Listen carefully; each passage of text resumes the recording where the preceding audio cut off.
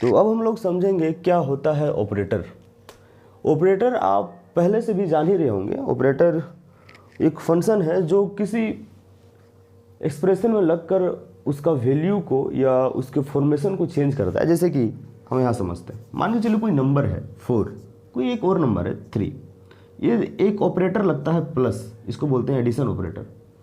तो ये जो प्लस लगा और ये जो वैल्यू चेंज हुआ, क्या हुआ, अब 4 और 3 मिलकर कितना हो गया 7। अब देखिए, अब 7 ना ही तो 3 है और ना ही 4 है, 7 4 भी नहीं है, 3 भी नहीं है, अपने आप में एक नया वैल्यू है 7। तो कहने का मतलब क्या हुआ कि इस तरह ये 7 बदल गया। तो एक ऑपरेटर जो बीच में आया, जो ये दो नंबर को कुछ इस तरह से ऑपरेट किया कि क्या बन गया, वो 7 है। अगर वो ऐड किया तो एडिशनल ऑपरेटर हो गया। अगर मान चलिए 4 और 3 है लेकिन बीच में सबट्रैक्शन एक ऑपरेटर लग जाता है तो क्या होता, 1। तो आप समझिए चीज़ों की कि ये 1 ना ही तो 4 है और ना ही 3 है, ये 1 अपना एक अलग वजूद रखता है नंबर में, तो एक अपना अलग नंबर है। आप चीज़ों को समझ पा रहे हैं कि ऑपरेटर जो होता है वो पहले जो फंक्शन है, जो वैल्यू हो, उसको टोटली चेंज कर देता है। तो क्या बोलते हैं, उसको ऑपरेटर बोलते हैं। बहरहाल हम लोग इस टॉपिक में आते हैं।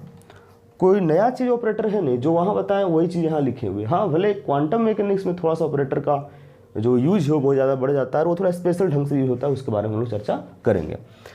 ऑपरेटर जो होता है, an operator is a rule. Operator basically है क्या, तो रूल है विच changes the function into the another function. जो कोई एक फंक्शन हो उसको कोई दूसरे फंक्शन में चेंज करना हो, जैसे 3 और 4 अलग अलग नंबर था, हम प्लस लगा दिए तो बन गया 7, तो एक अलग फंक्शन में चेंज हो गया, तो उसको यहाँ पर बोलेंगे ऑपरेटर। किसको बोलेंगे, प्लस को। एग्जाम्पल में देखिए, अगर आप डिफ्रेंशिएशन जानते हैं तो अगर हम ये डेल बाय डेल एक्स, ये क्या है, एक ऑपरेटर समझ लीजिए, और यहाँ पर हम कोई फंक्शन लिख दे रहे हैं जैसे x3, अब इस पर ऑपरेट करेगा वो।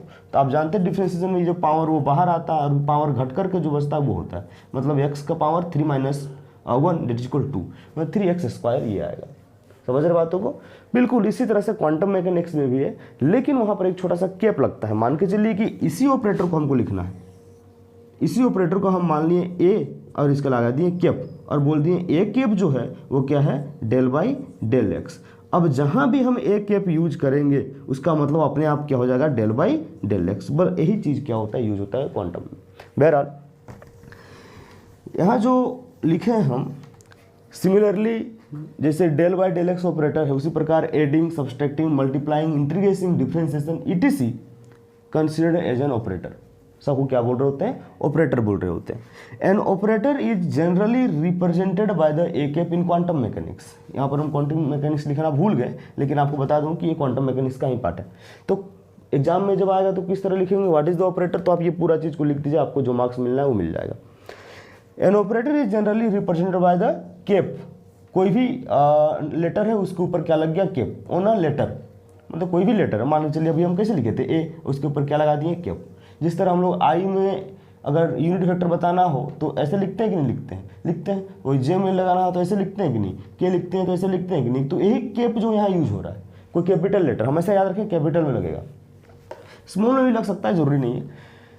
तो वो जो जब किसी लेटर में हम कैप लगाते हैं तो वो जो क्या बनता है, ऑपरेटर कहलाता है क्वांटम मैकेनिक्स में। आप कहीं भी अगर आप देख लीजिए, अगर मान चलिए एच लिखा हुआ है और उसके ऊपर कैप लग गया, समझ लीजिए कि एच क्या है, ऑपरेटर है। अगर कहीं भी आपको एक्स दिखा और एक्स अगर कैप लगा हुआ है, समझिए क्या हुआ, एक ऑपरेटर है। बहरहाल यहाँ पर समझिए कि ए का cap del by del x है, और आपको भी जो बताएं उसको फिर से रिपीट करना हम जरूरी नहीं समझते, लेकिन फिर देख लीजिए क्या अगर हम कोई फंक्शन मान लेते हैं, क्या है वो है x3, वही जो फंक्शन जो ऊपर लिखे हैं ये। अब हम ए ऑपरेटर है किस पे, कोई फंक्शन पे ऑपरेट कर रहे हैं, इसका मतलब है हुआ ए का जो ऑपरेटर का जो वजूद है उसका जो वैल्यू है वो है डेल बाई डेल एक्स ये, और एफ पे ऑपरेट हो रहा है तो यहाँ लिखेंगे x3। अब जो वैल्यू क्या मिलेगा, 3 बाहर आ जाएगा, x², ये हो जाएगा। तो ये क्या हुआ मेरा, जब हम कोई ऑपरेटर को किसी फंक्शन से ऑपरेट करते हैं तो जो वैल्यू मिलता है उसको पूरा ऑपरेशन का रिजल्ट बोलते हैं। बहरहाल आपको इस चीज़ को समझ पा रहे होंगे। इसमें भी किसी प्रकार का क्यूरियोसिटी आप पूछ सकते हैं। चलिए, धन्यवाद।